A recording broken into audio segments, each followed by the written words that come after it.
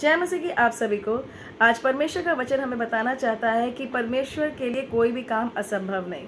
परमेश्वर हर एक उन मुश्किल रास्तों में भी एक रास्ता और एक मार्ग निकालने की योग्य है।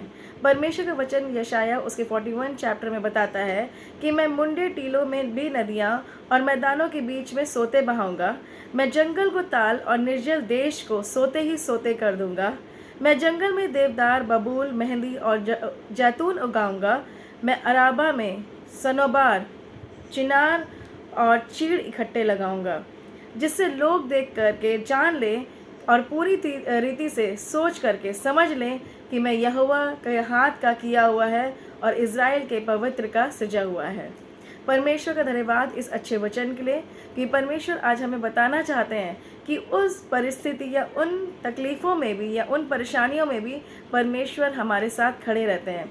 परमेश्वर के लिए कोई भी काम मुश्किल नहीं। परमेश्वर का वचन कहता है कि मुंडे टीलों में भी परमेश्वर नदियाँ बहाने की योग्य है। परमेश्वर का वचन कहता है कि अगर जंगल का रास्ता भी हो या जंगल की परिस्थिति भी हो, तो उन परिस्थितियों में भी परमेश्वर जो है उस निर्जल देश में सोते ही सोते कर देने की योग्य है।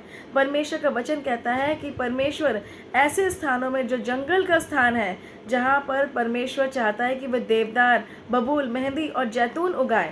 परमेश्वर के लिए कोई भी काम असंभव नहीं। अगर हम अपने आप को या अपनी परिस्थितियों को परमेश्वर के हाथों में सौंप देते हैं, तो परमेश्वर हर एक चीज़ों को पूरा करने के योग्य ठहरते हैं, क्योंकि परमेश्वर का वचन कहता है कि वो पवित्र है और ये सारी चीज़ें उसी की सृजी गई हैं, यानी उन्हें उसी ने रचा है उसको। अगर हम परमेश्वर के पास अपने आप को लेकर के आते हैं, तो परमेश्वर हमारी विपरीत परिस्थिति में भी ऐसे मार्ग को निकाल देते हैं जिसके बारे में हम सोच भी नहीं सकते हैं। परमेश्वर आप सबको आशीषित करे। जय मसीह की।